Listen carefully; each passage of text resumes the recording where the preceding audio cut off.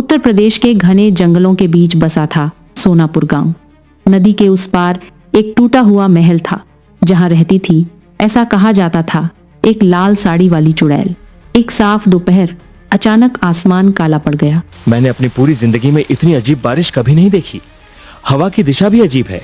पक्षी गांव छोड़कर भाग रहे हैं, जानवर भी बेचैन हैं।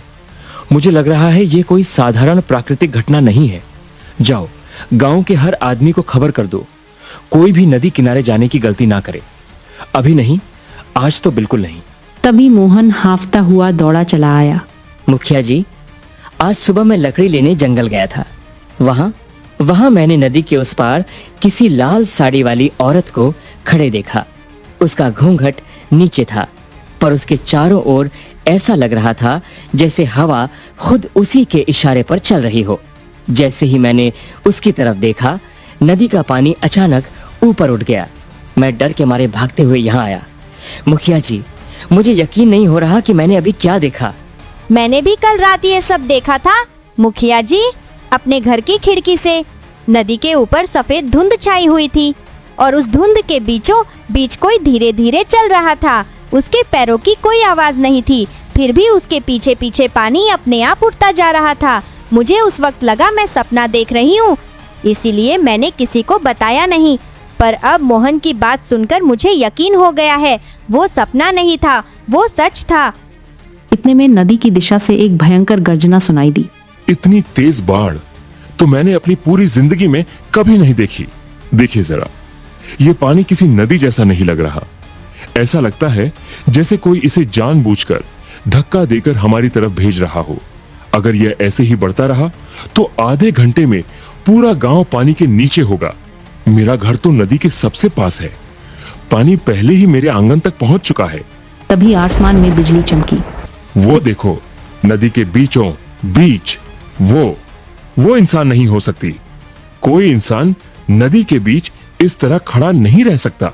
मुझे पूरा यकीन है यही वो चुड़ैल है और यह पूरी बाढ़ उसी के इशारे पर बढ़ रही है। भगवान बचाए हमें।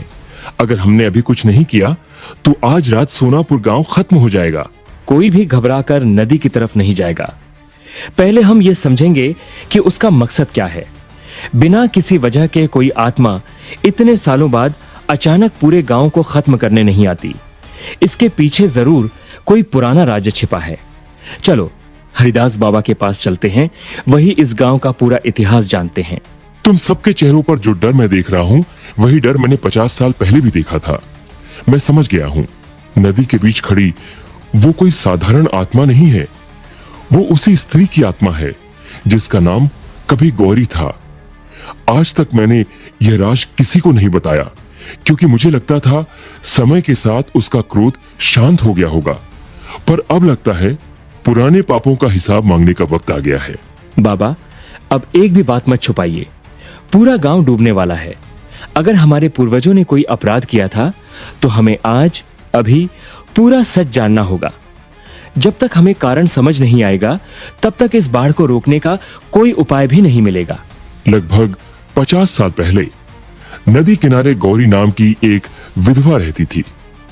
वो जड़ी बूटियों से लोगों का इलाज करती थी, किसी का बुरा नहीं चाहती थी।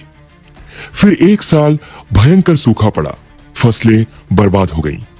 कुछ लालची लोगों ने अफवाह फैला दी कि गौरी काला जादू करती है और उसी की वजह से बारिश नहीं हो रही। बिना किसी सबूत के पूरे गांव ने उसके घर में आग लगा दी। वो जान बचाने के लिए किसी तरह नदी की ओर भागी, पर उफनते पानी में बह गई और मरते मरते उसने किसी इंसान को नहीं, इस नदी को पुकार कर कहा था, जिस दिन मेरा दर्द जागेगा, यह नदी मेरे आंसुओं की तरह सब कुछ बहा ले जाएगी। उसी दिन उसकी आत्मा चुड़ैल बन गई। पर बाबा, अगर वो बदला लेना ही चाहती थी तो इतने सालों तक चुप क्यों रही? पहले क्यों नहीं आई?